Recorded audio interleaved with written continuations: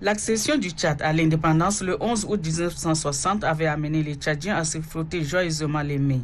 Mais pour y arriver, des étapes importantes ont été franchies, des épreuves surmontées et endurées. Grâce aux sacrifices consentis par des élites tchadiennes de l'époque, le nom du Tchad est inscrit en lettres d'or dans l'histoire de l'humanité.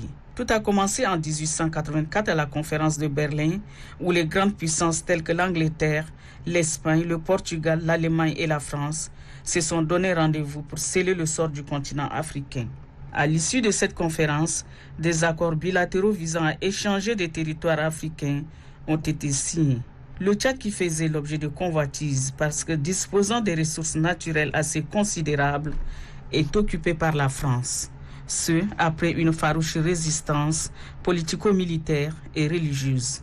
Les deux guerres mondiales vont être une perche tendue à la France pour se rapprocher davantage de sa colonie, notamment le Tchad. Inquiet de l'occupation de la France par les troupes nazies, le général de Gaulle lance un appel aux pays africains. Nous sommes le 18 juin 1940. Cet appel reçoit l'entière adhésion du Tchad qui envoie aussitôt 10 946 combattants. Cette prise de position du Tchad et surtout son engagement aux côtés de la France vient galvaniser les pays tels que le Gabon, le Cameroun, la RCA et le Congo. Ces pays, tous d'Afrique centrale, prennent unanimement la décision d'accompagner la France dans son combat contre les troupes nazies.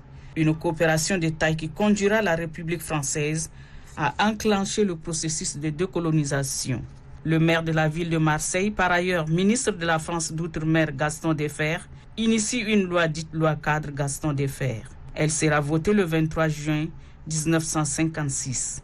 La dite loi offre l'opportunité aux Africains considérés et traités entre-temps d'indigènes d'être désormais citoyens, d'avoir la chance de voter, d'être élus ou encore de participer librement à la vie politique. C'est ainsi que naîtra le Conseil territorial devenu plus tard Assemblée nationale. 65 députés y siègent. Ceux-ci proclamèrent la République du Tchad le 28 novembre 1958. Il s'en est suivi l'adoption de la première constitution et la mise sur pied d'un gouvernement provisoire.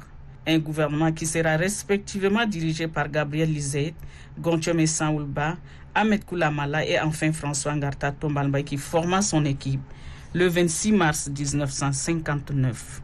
Les prérogatives de ces leaders politiques, préparer l'indépendance du Tchad. Des discussions constructives entamées entre-temps avec la France se poursuivent pour une autre page de l'histoire du Tchad. C'est ainsi que le 11 août 1960, le Tchad accède à son indépendance. Une date historique et mémorable pour le peuple tchadien. La proclamation de l'indépendance du Tchad fait officiellement inscrire le pays dans le concert des nations et lui donne plein pouvoir d'être autonome au même titre que les autres pays du continent africain qui ont déjà acquis leur souveraineté et leur indépendance.